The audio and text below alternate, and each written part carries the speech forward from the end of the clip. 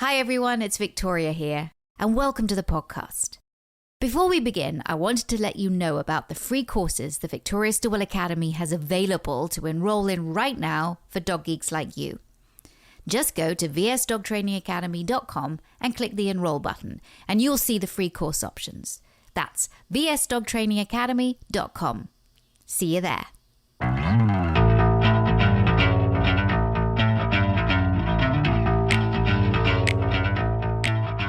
Well, we are back.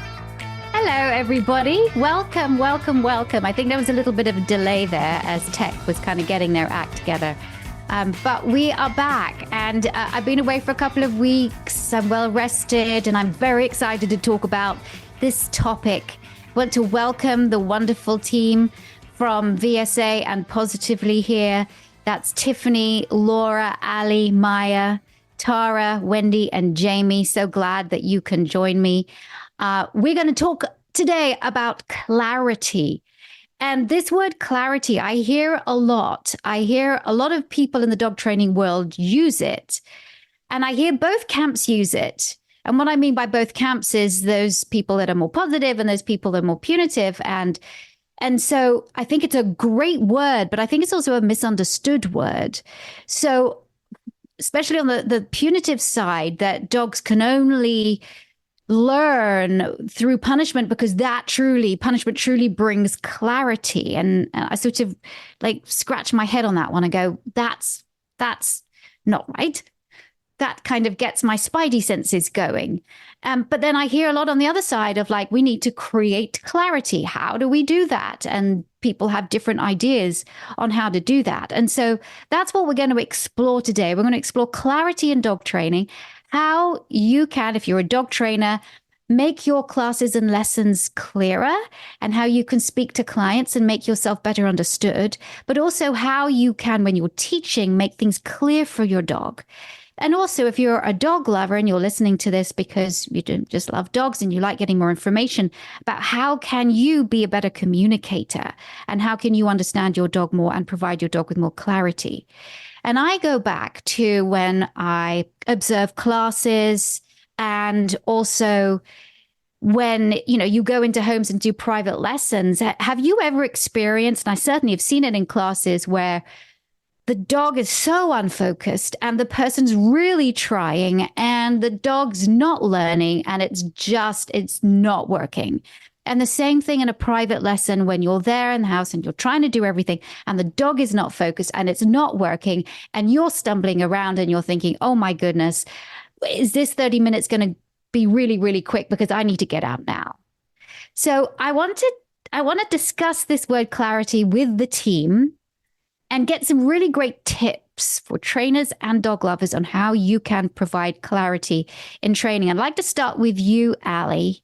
What does this word clarity mean to you, and how can we be clearer in the way that we communicate? One of the first things I think about that's just a literal definition of clarity is, does the dog understand what you're asking? So when I think about this, I often think of what we call at VSA double cueing. So if someone is leaning over, pointing down to the ground and saying down, that's really like 3 cues and possibly even more in just one situation. Now you say, well, what's the point? If the dog lays down, who cares if he's doing a lot of different things? But I think about a human example. I'm a newlywed and I'm learning how to communicate with my husband as my new living partner. And say, for instance, I want to remind him like to bring something to work and he asked me for help. I could verbally remind him the night before, the day before. I could put a sticky note on the door that says something, or I set an alarm to ping or use Alexa to ping him. I don't want her to start talking. So there's all these different ways I could use, and I could use different senses that, he could read it, he could hear it, he could feel the buzz in his pocket when the phone goes off. But it doesn't really matter as long as it works, until we realize, what if he gets really frustrated that there's too many signals and he gets annoyed and he curses my name because there's too many things going on? What if, worse, it even distracts him from the thing he was supposed to do?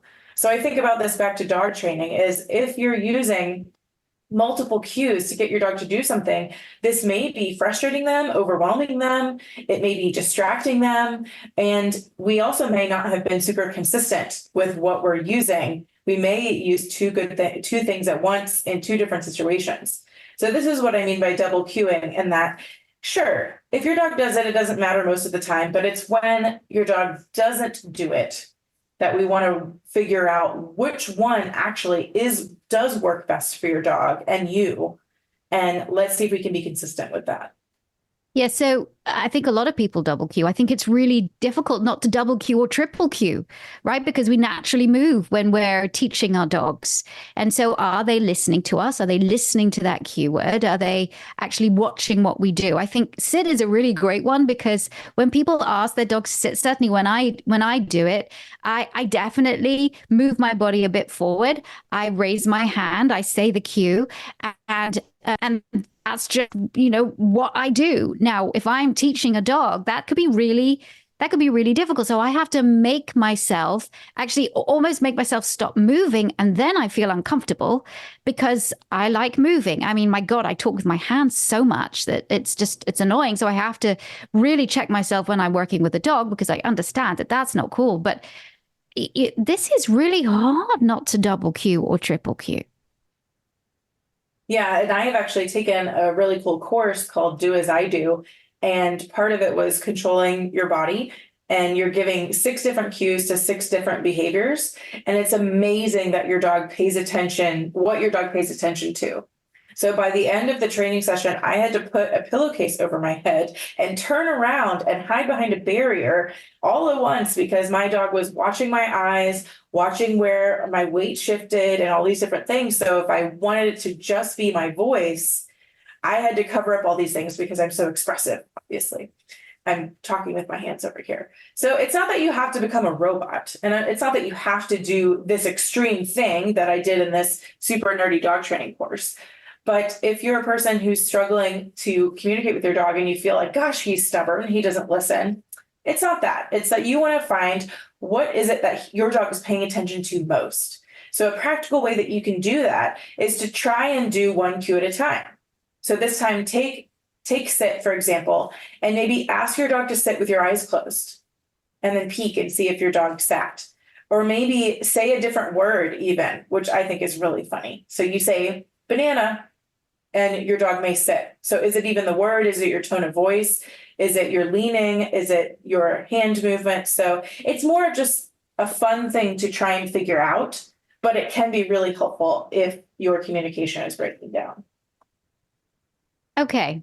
And I totally get that. And I totally understand it. And, that's we're really making it almost these tiny little movements, right? That the dogs are watching us. I think it's almost impossible in a training class or any kind of training situation not to have the dog look at multiple things. And it could be a cue from outside, couldn't it? It could be a cue from the environment, right? We don't know. It could be a certain noise or it could be a certain smell. So actually there might be more than 2 cues. Might be multiple cues and cues that you're not even aware of. How can we, if we have a dog that is having difficulty doing something, how can we then make it easier for that dog to learn? Knowing that we humans move, we don't want to be weird. And I know obviously for this, Ali, for the course you were doing, you did have to put that bag over your head. But we can't be weird because many dogs would look at you and go, yeah, you're strange. And especially if you're a trainer going in and training a dog, they'd be like, yeah, you're odd. And the client might go, that's very odd. So we're not saying that you need to go do that. But like, how can we be clearer without having to be sort of I'm not saying nitpicky, but you know what I mean. How can we be clear, Ali?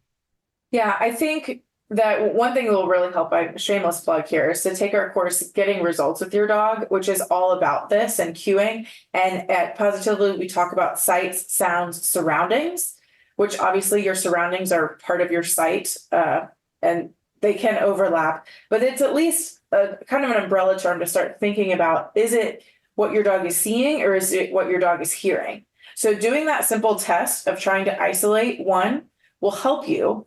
And then in the future, just try and be mindful about what it is that your dog is doing. And if your dog isn't responding, you want to think about, I believe we have 4 things at VSA. Does my dog understand what I'm asking in this context? So have you ever asked your dog to do this thing before? So like, for example, if you often ask your dog to sit for a cookie in the kitchen, and then you ask him to sit at the dog park, he may never have done that there before. He may think, oh my gosh, I don't even know if I can do that here. This is a weird thing for you to ask.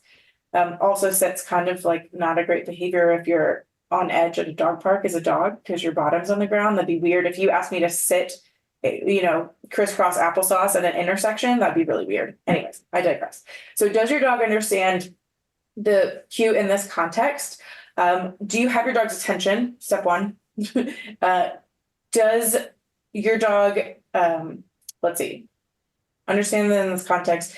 Is your reinforcer valuable enough? So like, what's in it for your dog in this situation? And then the next question is, what do you do next?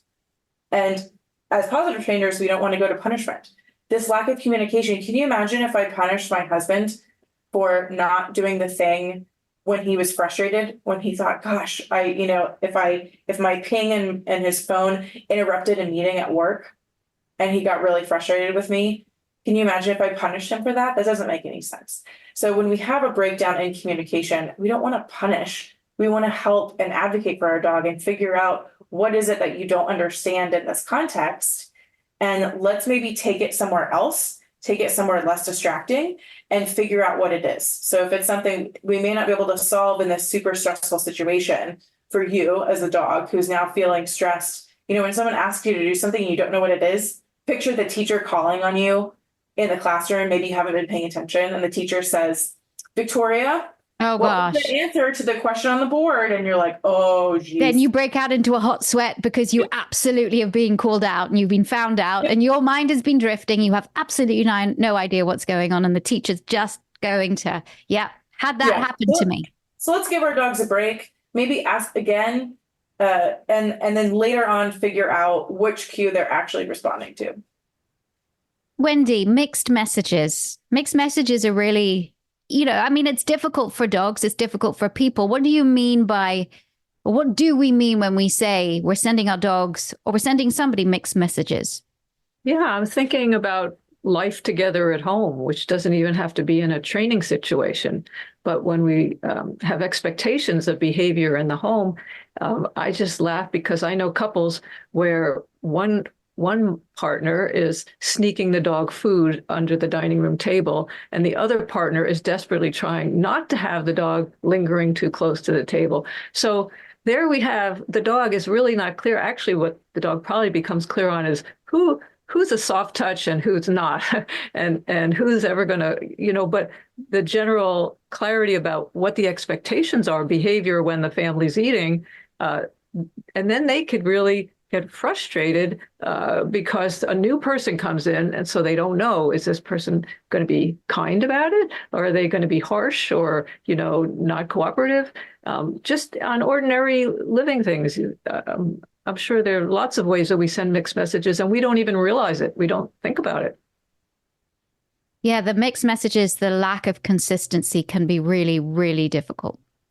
And is the dog allowed on the sofa? One person says the dog's allowed on the sofa. The other person says no.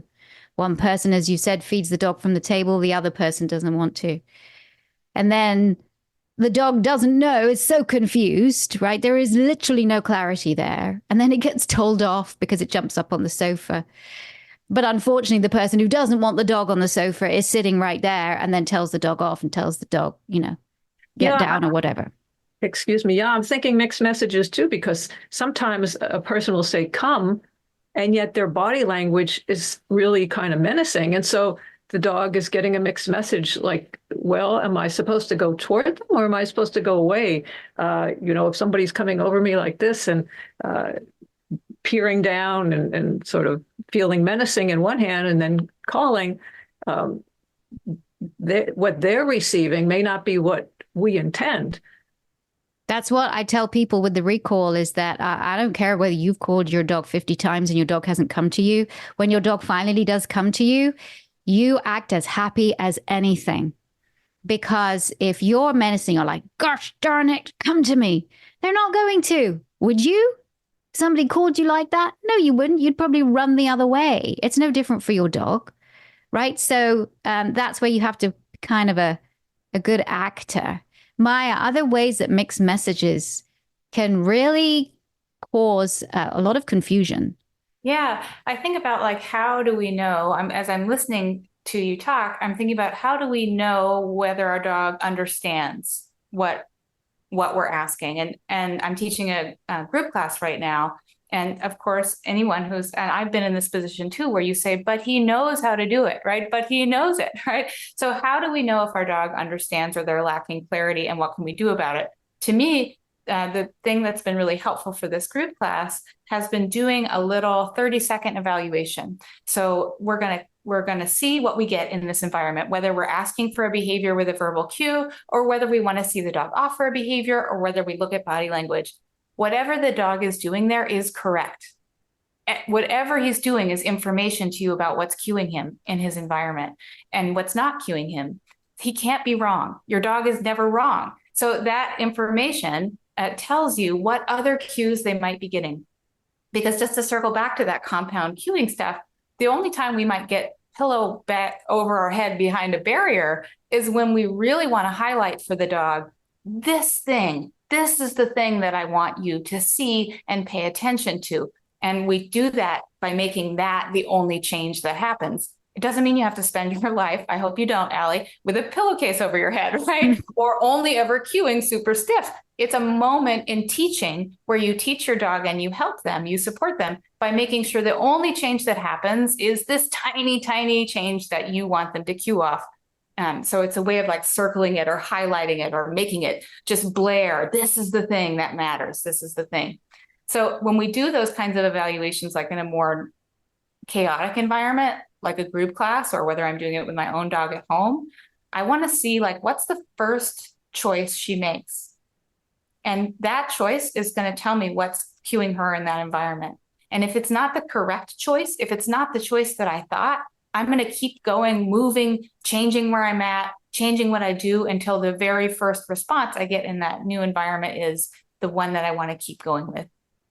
So to me, evaluation is super important. That's great, Maya, but because you're cognizant of that. But there's a lot of people that would see the dogs like not responding in the way that they want as disobedience, or my dog's stupid, or, I mean, you've all heard people give names to their dogs like that, and then sometimes the dog gets punished because the dog doesn't respond. And that's obviously, we know, not fair at all. Yeah, I think it's a mindset shift that was really important to me becoming an effective trainer, and a safe place to land for my dogs was to always take the response that I didn't expect, whether it's blowing me off on the recall, right? Where I said, come, and all of a sudden she didn't come. Like, what's the deal there? Instead of taking that as disobedience, I think of it as the dog is responding to another cue. There are always 60 cues happening. One of them is a smell. The smell says, smell me. She's still sniffing it, right? So she's responding to that other cue. And once I have that reframe, I actually have some tools to figure out, okay, how do I make sure that the cue that's most important to me is also the loudest cue for her? Maybe I might wait. I might wait until she's done sniffing. And just as she lifts her head, I might say, come. Now, that way, I've built a history here where I'm not competing with a cue she's not ready for. And if I really need her, I'm going to go up and get her. I'm going to walk up and I'm going to get her and take her back to the spot we were and have a party there, like you said. But I'm always going to be looking for dogs that are labeled as stubborn or disobedient and think, aha, they're not responding to my cues, but that doesn't mean they're not responding to cues. Where they are. It's just, I love it what you say, they're competing cues. And when you look at it from the dog's point of view, because we're always seeing things from our point of view, aren't we? We're really not seeing things from the dog's point of view. Those are competing cues. It is really important that I smell that smell. And you're asking me to come back. I don't want to come back, right? I have to finish getting the daily news, or I have to finish discovering, and I'm very curious about the smell here. So I have to get the information, and then I can come back to you. Ali. Yeah, I was inspired by what Maya said, because it's hard to say, what do you mean the dog is never wrong? What are you talking about? And I actually do think about that with my husband, dare I say. But it's not that he's never wrong. It's that whatever he perceives is his truth. And so what I mean by that is that if he is frustrated by these multiple signals, that's his truth. That's how he feels. And the same thing I think about that, if you've ever seen that cartoon of two people standing and looking at the ground, one person sees a 6, and then one person standing at the other end and they see a 9. Both of those things are true because they're seeing it from two different perspectives. And so I think that that's true in this situation as well. And so that's why we have to be almost like scientists when we're observing our dog to find what is the truth. What is our dog perceiving in this environment? And one thing I think about when I'm thinking about mixed messages and truths is I think about texts from my beloved father, that he'll text me things, and my father is 72. And so I'll text him things and then he'll just text back, okay, period. As a meal, I'm like, gasp, Dad, are you okay? Like, or he'll say something, he'll put periods at the end of full sentences. I'm like, oh my gosh, is he okay? So when we think about mixed messages and reading between the lines and different tones, it really matters in our communication as humans, and our dogs pick up on those things as well. They're very sensitive. And it's not just about what they see and what they hear, but it's also about the entire context, what they smell. So when you think about your dog being in, let's say, your living room, and you have a person there that's touching them and petting them, and think about how hopefully wiggly and excited and comfortable they are. And you're in a room, you're with another person, someone's touching them. But if you're in a room with a person in a white coat that's touching them, it's a very different situation. So if you're in a vet room and it's small and hot, and it has, maybe they have that, my old vet, like back in the day when I was a child, had that floor that was like, it looks like steel, and it's got like metal, it looks like metal, like cold metal on it. I don't know if y'all know what I'm talking about, but it's terrible. And so for a dog to stand on that, they just feel so scared. So you think about the different contexts they're getting. That person touching me in my living room is okay. Person touching me in a white coat at the vet's office that smells like medication, not okay. So we think about these different cues and the clarity that the dog is getting. Some things are very clear and that this is not okay, and some things are more mixed. Yeah, you mentioned texting, and I think texting is it's a great method of communication, but it also can be a really difficult communication. Well, there's the whole ghosting thing, which drives me freaking crazy. I mean, my daughter's 20 and she's working away right now, but when I text, I really do expect a response. And when there's no response that comes, then I get pissed off. But then when the response comes and it just goes, sure. Don't ever say sure to a British person. Don't ever say sure, because sure is like, sure. I want an answer, yes or no. But when you say sure, it's like, that's what it sounds like to me. Pisses me off. And I mean, that's just my issue. But Tiffany, this whole idea that, our dogs have other priorities. People have other priorities as well, because we're not only talking about how we can be clearer with our dogs, but how we can be clearer with clients, which also is like how we can be clearer with each other, with our loved ones. I mean, it gets really complicated. So how can we understand what our dog's priorities are, and how can we be clearer when we're talking to people? Yeah, I think that's one of the biggest tasks that professional trainers have. And it's one of the most important, I think. And it's always been one of my favorites, is helping clients truly see their dogs, observe their dogs. And when talking about clarity, we're the ones who are usually very confusing to our dogs. And what Maya and Ali both said, if we just stop talking and start watching, our dogs are clear about everything. There is not a moment in the day that they are not telling us what they want or need. It's whether or not we're listening, whether or not we're paying attention, whether or not we can actually provide that in that moment. Obviously, it's not always possible. They are clear that they don't have any ulterior motives. They're not out there, doing things out of spite or to be stubborn or to make our lives difficult. They're just sharing their true feelings every moment of every day when they're not sleeping. So one of my favorite things has always been as a trainer to help clients understand how to observe their dogs, learning dog body language. For anyone out there who hasn't already taken the Positively course about the dog body language, that is so important. How to Speak Dog is brilliant. Yes, wherever you can get the information, but certainly we have a great course there for it.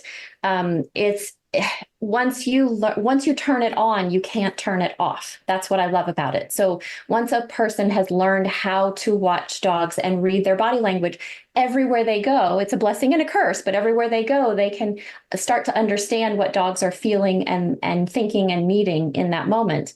So that's where we start, I think, as professional trainers, helping clients understand first how to observe and listen with their eyes. And then once you do that, once you have that skill, which it's not complicated, once you have that skill, just starting to, again, communicate with your own dog in your own environment. I think, as Ali mentioned, especially in your own home, and Wendy mentioned how different environments can be, and being just as clear with them as they are with you. So I also am a big proponent of preparing, planning, and preempting. So I always thought I should write some kind of like 3 Ps or something, an article or a book, because I use those words so often with clients. But if you want to be clear with your dog, stop and think, what is it I actually want? What do I want my dog to do in the living room? Do I, is the sofa off limits or okay? What do I want them to do in the dining room? And as Wendy mentioned, let's get the whole family involved. What do we want them to do in the dining room? What do we want the rules to be in the living room, sofa or not sofa? Because it's not fair, for those mixed messages to be there throughout the dog's entire life, and they never know what to expect. I would hate to live like that, never knowing exactly what was right, what was wrong, when it was allowed, when it wasn't. That's got to be a very anxious way to live. And most of our dogs actually, unless you have kind of a good sort of set routine and they feel really safe in your house, actually don't really know ever what's going to happen. I mean, sometimes they'll know, hey, it's coming to food time, or now's the time for a walk or something. But, I think they spent a lot of their lives kind of not knowing, and how disempowering is that? I wanted to talk about the something you said about the immediacy of, we want our dogs to be immediate in everything that they do. When we ask them, we want them to respond immediately. How many times when somebody says something to you and you go, just a minute, right? You say, just a minute, I just got to finish this, and then I will come and do, or come and listen to what you want to, what you want to say or what you want me to do, but just a minute. And we're fine with saying just a minute. But when our dogs say, hey, just a minute, we don't like that, because we need immediacy. A quick break here to get a word from this episode's sponsor, the Victoria Stewart Academy. Now, did you know that I have a school that teaches people to be dog trainers? I love It's Me or the Dog and my work as a dog trainer on television, but those of you who know me know that my true passion really lies with helping other people live their best lives with dogs. And I love seeing that truly magical transformation when that light bulb goes off with someone I'm helping with their dog. That's what it's all about. It's the secret sauce that pet professionals like me, who work with these amazing animals, that's what we all share. It's what makes being a dog trainer the most rewarding, enriching job I can imagine. It's why I love what I do. And it's also why I founded the Victoria Stewart Academy, so that I could provide a roadmap to others who want to help dogs, and the people who love them learn to do what they love doing at the highest level, that is, to become professional dog trainers. Earning a living working with dogs professionally, it's been a dream of mine for years. And that passion is what drives all of us at VSA to create courses that are specially designed to help adult human learners chase their dreams. Now, Most people already know about our flagship dog trainer course, which provides both online only and in-person options. But did you know that we also offer both dog guardians and future professionals a fully refundable 10-hour online course taught by me and other awesome VSA faculty, and it's called the Fundamentals of Dog Training and Behavior course. Now, I know it's not the sexiest name, but it's one of the most dynamic learning experiences available to dog geeks, and it's a pretty awesome first step to see if learning with VSA is right for you. Now, as a Positively Podcast listener, you can use promo code PODCAST right now to get the Fundamentals course for 50% off. That is $150 value. So, take our course. Plus, we also have a couple of free starter courses. They're free, completely free, including a course called Building Your Dog's Confidence, which reveals the secret ingredient to a happy dog life. So, I encourage you to check out VSA today. As I said, we have courses for all levels of learners. So it doesn't matter whether you're a newbie with your first puppy or a grizzled vet already making a living as a pet professional. Visit positively.com/VSA to learn more and enroll in a free course. That is positively.com/VSA.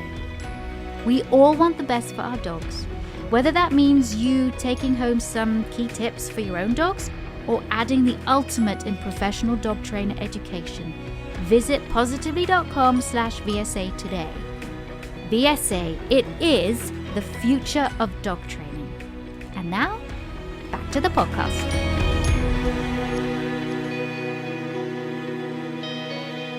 Jamie, why is that? What is this whole thing of we just need everything right when we say it? I think we have a tendency as humans to expect our dogs to be perfect all the time. They're not allowed to have a bad day. They're not allowed to have other priorities from us. And what you were just talking about, when our dogs come up and say, hey, can I go outside? How many people immediately stop what they're doing and get up and go let their dogs outside? I would venture to say that most people take at least a minute to do it because they need to finish something they're doing or they need to whatever it is, their priorities are slightly different from their dogs in that moment. And they might eventually go do that. Maybe it's a minute later, maybe it's 5 minutes later. But when we call our dog, we expect them to stop what they're doing and return immediately. And oftentimes our dogs are just going, hey, just a minute. I want to finish the smell before I come back. So I think it's good to point out to people that we also are not immediate, but we're not being stubborn. We have different priorities in that moment. Exactly. So, I mean, of course, sometimes people can be stubborn, yeah, but it's a label that is used so much for dogs because they're not doing what we ask them to do right when we ask them to do it. And I have to say that there is a future show coming up, the Dog Academy, and where I do have a dog that does not move on a walk.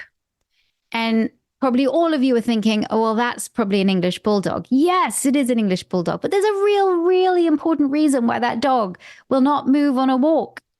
Except the people that have this dog, they're great. They love this dog, but they totally misunderstand it. They want the dog to be immediate. And in fact, the dog can't be immediate. And so, Tiffany, I think you're right. When you start observing and truly just shutting up, and watching your dog is true. I mean, seriously, they are in the moment. They are not going to lie to you. They're going to be completely honest. And it's just all out there. But it's just because we're too busy. It's because there's everything else going on in our lives that we need to focus on that we actually don't take time just to stop and observe. Ali, there was a comment in the comment section of people who are watching right now that you'd like to address. Yeah, it was a groomer who was talking about switching the context of the cooperative care grooming because the dog is stressed out in the grooming salon based on what we talked about with the vet. And I think that that's a great idea. That yes, sometimes taking things back to when it's more simple, when there's few, as a scientist, I think about, I want the fewest variables possible. So if you change one thing at a time, then you can try and get that understanding. And I just want to tell everyone, like, good job for being here, because this is part of this is like the first step, and just thinking about, like, if you care about what your dog thinks, and that they may not have that clarity, they may not have that communication, like, this is a great first step, is to recognize that, they may think something differently. So I think it can be really helpful to just think about that first. But yeah, what Tiffany said is, we talk about in our How to Speak Dog course, and we have in our Brave courses, we also talk about two-way communication. So yeah, listening, which we do with our eyes, because dogs mostly use dog body language, and then responding as best and as clear as we can. That two-way communication can really help us get clarity. And I think that cooperative care is an excellent representation of that. So thanks for that comment. I have such respect for groomers. They have such a tough job. And also I realized, well, I mean, I've always had respect for them even before the pandemic, but having a Shih Tzu through the pandemic, and then no groomers were open, and then having to get a grooming set and try and groom my own dog, that poor dog looked, I mean, we had fun doing it. There's peanut butter everywhere, but it just looked dreadful at the end by the time I finished with it. Oh, poor Bella. God rest her soul. She's no longer with us, but she tolerated me as much, and she hopefully had no idea what she looked like. Jenny just put in the comments, which I really like. So right, when we're talking about recall, I've been training Rocket Recall with my Greyhound for the past year, and it's paid dividends. I'm so glad. We love Rocket Recall by Lisa Wagner and Brad Wagner. But if she's away off leash sniffing, then yeah, she says, "Mother, in a minute." Then she comes back. And it's so true. It's like, hey, can I just finish this? But sometimes, hey, we are not negating the fact that sometimes, for safety's sake, we need to have a really reliable recall. And there are going to be times when your dog has to stop what they're doing and come over to you when you call. And that's what Rocket Recall and other ways to recall really, really help a dog do that. So sometimes you do have to break that. We're not just saying, hey, the dog can keep sniffing, but you've got to choose your moments, right? You've got to choose your moments, and you've got to teach a really reliable recall, and you've got to be that fun person for your dog to come back to, because dogs are very smart. They're not going to come back to the grouch or the person that's going to tell them off. Now, I'd like to, we've got a great question here. Where is the balance between an effective recall and permission for a dog to complete the action? Well, I know I just said a little bit about that, but Maya, what is that balance?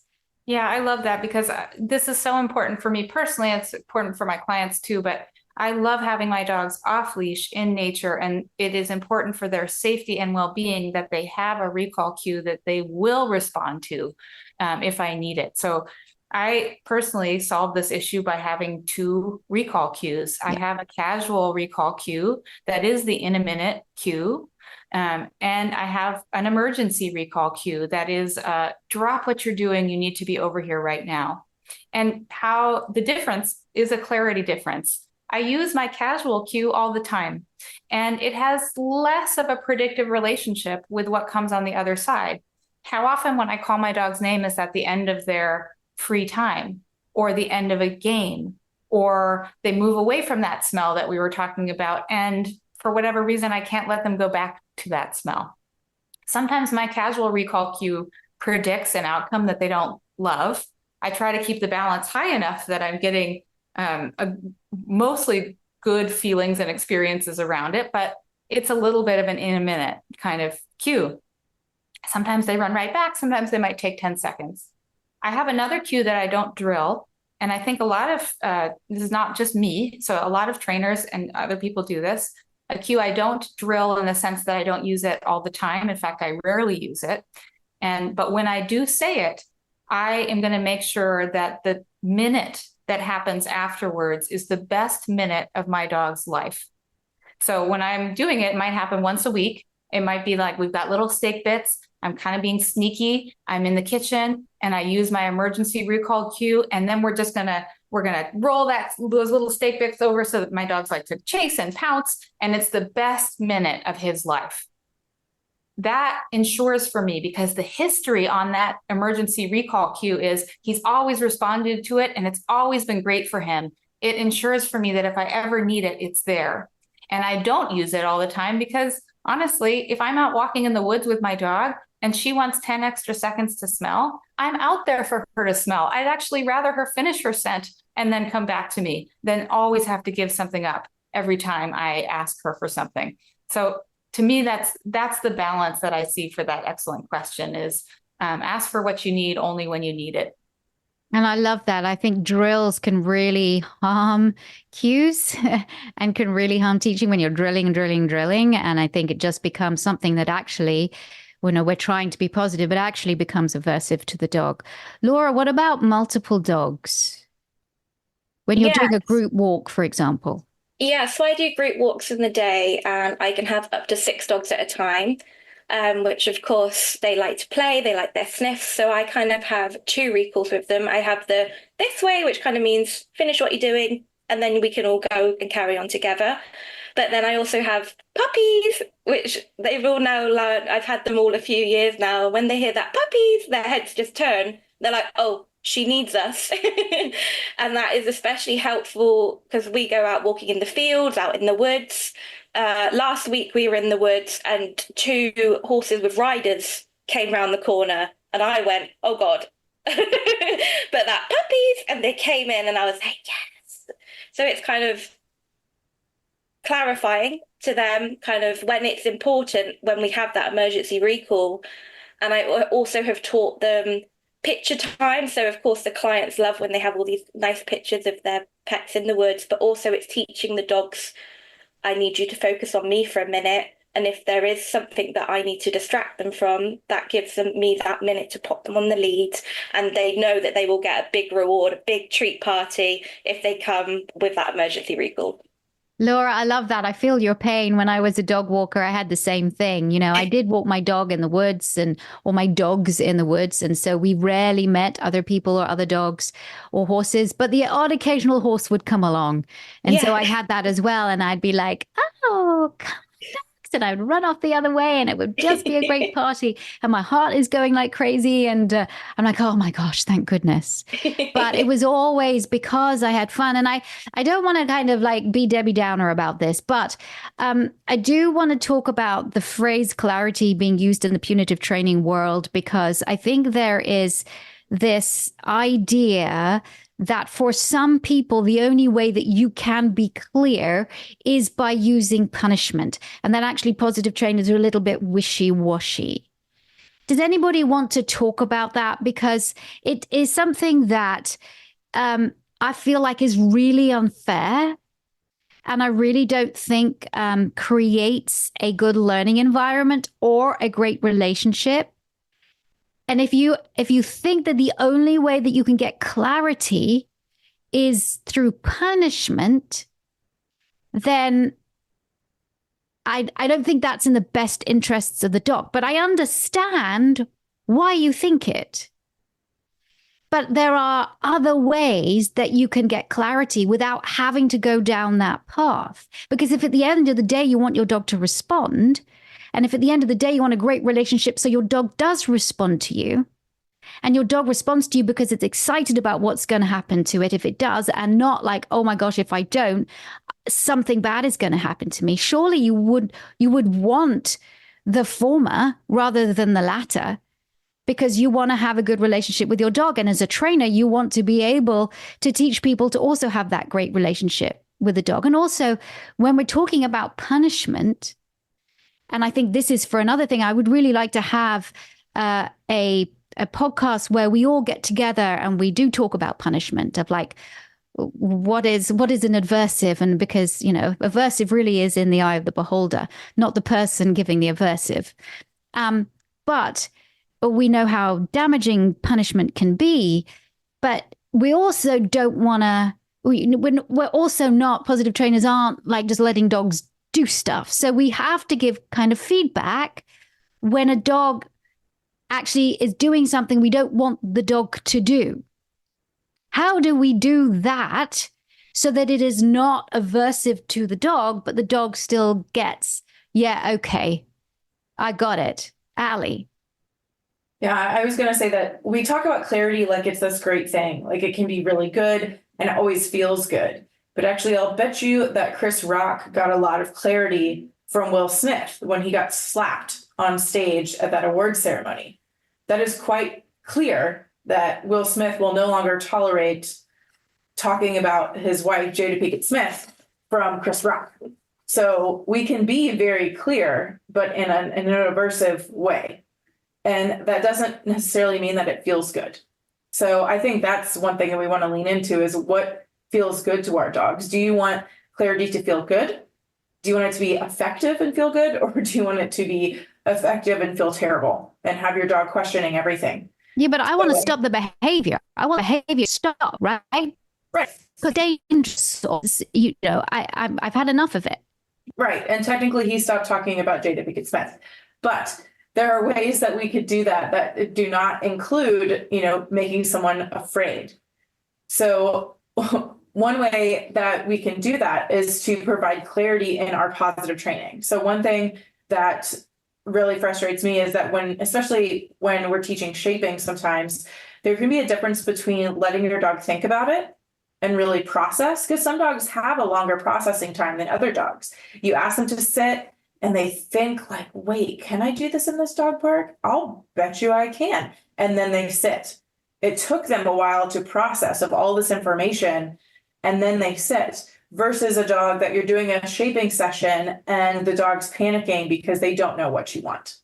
And they're processing, but now it's turning into like a maladaptive form of processing. So I think that we can help them by being more clear with what we want, by reducing our criteria to ensure that they're successful every time, and to set up the environment in such a way that they are sure to be correct.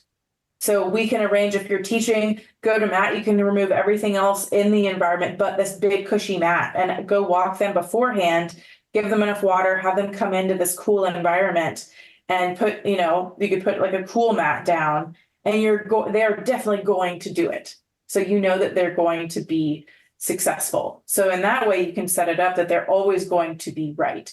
And when you want them to not do that thing, you just ask them to do something that they're going to do instead. So Ali, I want to just push this a little bit, because what about hunting dogs? What about working dogs? I mean, you've had experience with working dogs, haven't you? And I know that we've done some great training sessions with the police, and so we've, just because your dog's a working dog doesn't mean to say that you have to be harsher and harder and use more punishment. I think that's just, again, that's the sort of ignorance out there of people who don't understand about how dogs learn, really. So you've experienced it. Yeah, and it's still really frustrating that back in the 1600s, we were training hunting dogs with meat, that shock collars didn't exist. And in fact, anything that looked like a prong collar was actually pointed outwards to save them from wolf attacks and other things. So we didn't use aversive tools back then, way back then. That was when my call out to my medieval people. That was me doing some medieval research. But so why do we do it now when we know we can be just more effective and efficient with positive training and have it be fun? You think about the Olympics are coming up, which is really exciting. And these Olympic athletes train in a positive way. This is fun for them. They're not using, if you think about confirmation, I remember this one device. It's like you make them stand on these little platforms.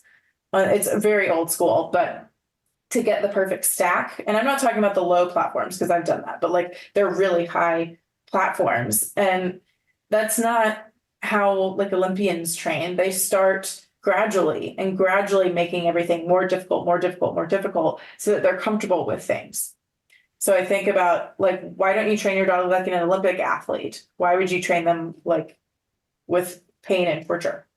Interesting. You need to watch the Simone Biles very interesting documentary right now, and it's streaming right now, and about that very thing of like how Olympic athletes used to be trained or used to train compared to how they do it now, and how there's so much more understanding for athletes now than there was then. And I really, as I was watching it, I was like, oh my gosh, it's a little like the dog training industry. This truly is. I'm not saying athletes are like that. Please don't say that. Think that I'm saying that. I'm just saying the sort of parallels of this, like expectations on these on these athletes and the way that they were trained, and the almost brutal way that they were made to push on through the pain. And if they didn't, they were called weak.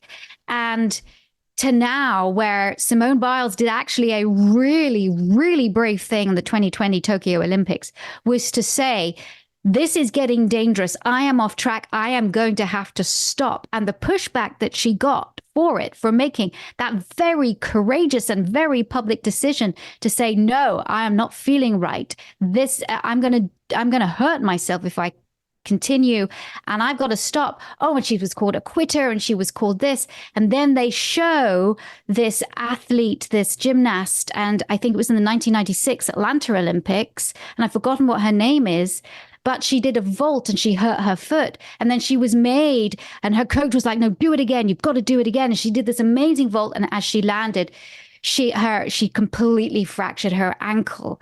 And but she was seen as strong because she did it again. And why wasn't Simone Biles like that athlete that was made to do it again? And it's actually abusive. It's actually horrific when you watch and when you listen. And that Simone making such a courageous decision as that, because she knew what was better for her. And then just suffering the wrath of people who are just sitting on their sofas watching, but having the courage to move through it. And now she's coming back again. Don't you think that's brave? I do. And I know I've gone off on a bit of tangent, but I do think it illustrates perfectly those expectations. Tara, you had something to say about this whole aversive. Yeah, so I think, and you kind of like gave me a little segue there with, she knows what's right for her body. Well, our dogs don't necessarily know what's right for them, right? So one of the things that we've had this week, and it's been a huge transition in our training with Dilly, if anybody's following along, but Dilly really, the puppy. turtle holes, like here in Florida, they go really deep, they span out really wide, and I'm yet to be sure if they'll go under fences, the whole 9 yards. So I was doing a little research, and a little dog in Jacksonville several years ago got stuck in one. It took 7 hours to rescue him. So this is like a nightmare fear for mommy over here. So we've been really working on, you can approach turtle holes, you can smell turtle holes, but you can't go in turtle holes. And that's the fine line. And so to set that as clear as I can, we're very you've got 1 inch to the hole. You can smell all day if you want, and I adjust the lead accordingly. When she goes to the turtle hole, I adjust the lead accordingly. She smells as long as she wants to, and the moment she turns around, because she can't go further, I've made it very clear you can't go further by the lead, which, yes, there's a little bit of aversiveness to the lead being taut there. To accommodate that, I have her on a harness, so she's able to do that. I am using the back end of her harness for this. And the moment she turns around, I click, we do a treat party, and then I send Diesel ahead with his ball, so she gets a nice chase of Diesel. And with that 15-foot lead, she's able to actually get a full chase. And my husband's always much further ahead, so he can stop her from going in the next turtle hole. And now we're starting to see her transitioning to making the choice. I don't need to pull anymore. I go, I sniff, I turn around, and something great is happening on the other side. So I've been able to minimize any aversiveness. Obviously, there's a taut lead. She made it. I give her just enough slack so that she can get to the turtle hole. That's it. So, but it's her choice whether she tightens that lead or not, I guess would be my way out of that. Yeah, I mean, and Tara, absolutely. The dog has the choice whether to pull on that lead and to 100%. You're not the one yanking the dog back or jerking the dog's neck or anything like that. And with harnesses, thank goodness that we can bring a bit of relief to the dog's body if they are pulling against something, that it is not that delicate neck, and that is weight of the harness is distributed more evenly around the body. Maya, you had something to say about the aversives as well. Yeah, I was actually thinking more about the no, like how do we get dogs to stop doing things? And maybe I'm just going through all my transformations that have, I think, made me a better trainer, a more effective trainer. But what you just said, Tara, is a great illustration of what I would do now, but I wouldn't have done before I became a professional trainer. And that is to accept that Dilly, your puppy, will never learn no turtle hole. So instead, because in order to have a no, you need language. Have you ever seen a void in the real physical world? No, the negation doesn't exist in the real physical world. It only exists in language. No's only exist in language. Dogs don't have them. So instead, what you did, Tara, was you said, how can I turn first, what can we agree on? I'm gonna rephrase it, so you tell me, but what can you and I agree on, Dilly? We can agree that going to the top of the turtle hole is fun and acceptable. So you went as far as you could, what you could agree on. And then, Tara, you turned that turtle hole into a cue to turn away from it rather than go into it. And you made sure that when she's turning away from it, she's getting a lot of things that she wants at the end of it. You also chose things that were dynamic, right? Like she gets to chase and she gets to go to another turtle hole. So you're thinking too about what is she giving up by not going in that hole, right? Like what sorts of fun might be in there and what can we agree upon out here? And so to me, this is like a long way of saying, because what you said was so inspiring, Tara, to me, but of saying that when you put trainer hat on, you remember that there is no. There just isn't one for your dog. Dilly probably still doesn't know no turtle hole, but neither does a dog wearing a shock collar. They just know an if-then relationship. She has no history or very little history, I don't know, digging in that turtle hole, but she has a lot of history turning back. And that's how you produce dogs that have really reliable behaviors in the ways that you want. So to me, I don't know, that I was just thinking about, like, I've never found a great way to say it, but it's been so important to me to remember that dogs do not have no, don't, or stop. Those don't exist in the world outside of language. Hallelujah and amen to that.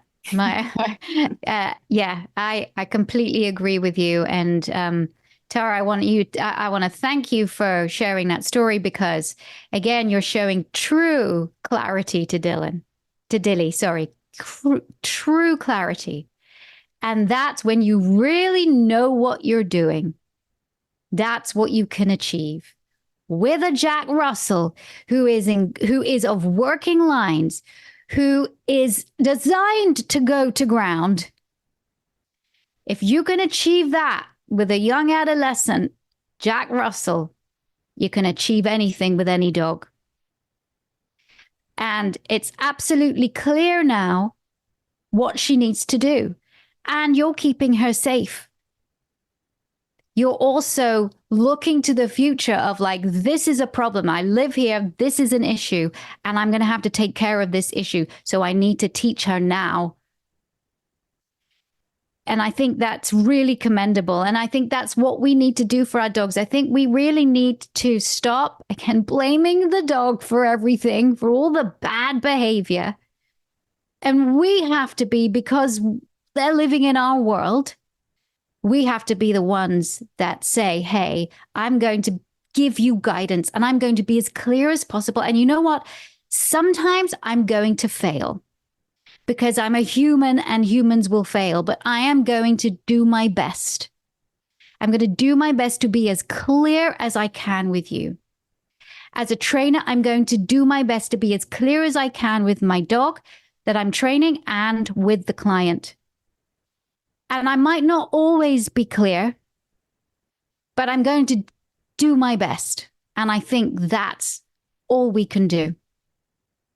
Thanks so much for joining me. Thanks to everybody. I love these live podcasts because, hey, you'll be able to listen to the full podcast later.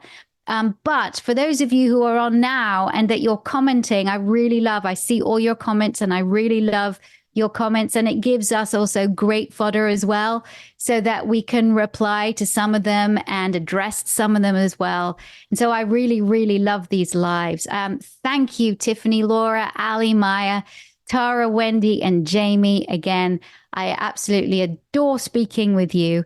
And I know that next month, we don't really know what, because we like to get together and sort of find out what our next topic is going to be. So who knows? But next month, if you guys want to join in again live, we really appreciate it. Thank you, everybody. And Sarah says, can't wait for the next one. Wonderfully insightful. I really appreciate that. Ingrid says, thanks everyone for your time today. Great dialogue, Kent. Very interesting. Thank you. Thank you, everybody. And for everybody who's listening to the podcast, thanks again for your time. And we'll see you again very soon. Take care. Bye. Thanks for tuning in to Victoria Stilwell's Positively podcast. For Victoria's online dog training courses, more information, and helpful dog training tips, visit Victoria's official website at positively.com. Get connected on Facebook, Instagram, and other social media as Victoria Stilwell, and follow her on Twitter at Victoria S. Learn to become a professional dog trainer with the Victoria Stilwell Academy at vsdogtrainingacademy.com. And be sure to tune in next time as Victoria helps you and your dog live your best life together, positively.